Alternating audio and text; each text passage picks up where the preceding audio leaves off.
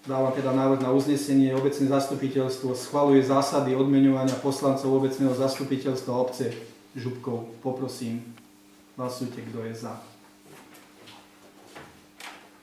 Ďakujem pekne.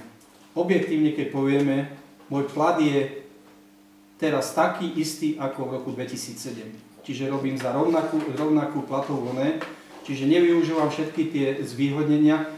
To bol môj vklad a najmä v období, keď bola tá veľká hospodárska kríza a dievčence vedia o tom rozprávať, že sme sa na určitých zľavách dohodli. Dovolte mi, aby som odozdal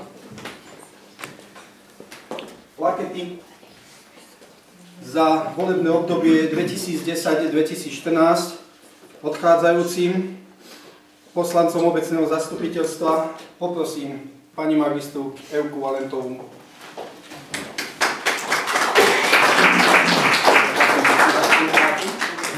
Páči sa?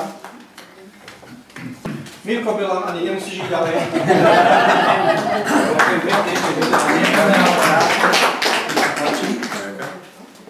Na zastupiteľstve 22. októbra 2014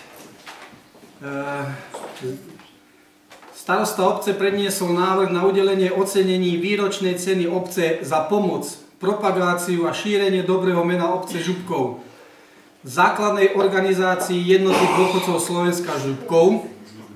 Zaplieskajte nám. Pánovi Stanislavovi Hosovi Župkov 125.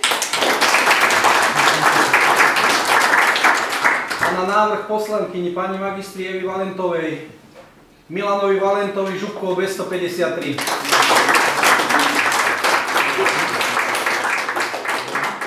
Snažili sme sa, aby slova pasovali gréckej hudbe, podotkla. Nikdy predtým sme v rádiu nespievali, je to zvláštny pocit.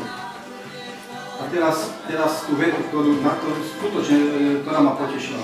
Je to pre nás podsta a zároveň povzbudenie do ďalšej práce. Sme hrdí, že reprezentujeme našu dedinu.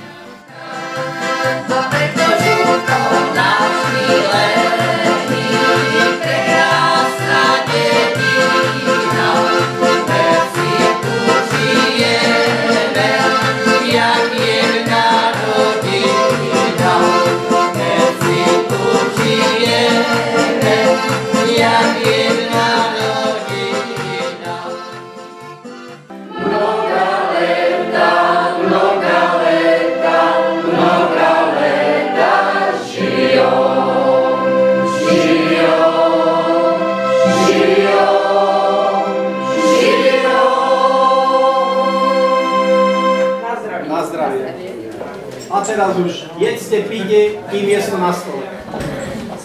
Ešte raz chcem teda poďakovať a zaželať novému zloženiu od starovým starostom, aby sa vám darilo, aby ste sa skutočne zase v príklade zapísali do dejín nielen Župkova, ale celého regiónu a vlastne celého Slovenska. Naše združenie si naozaj považujem za čest udeliť čestné uznanie inžinierovi Jánovi Tomášovi. Ďakujem pekne.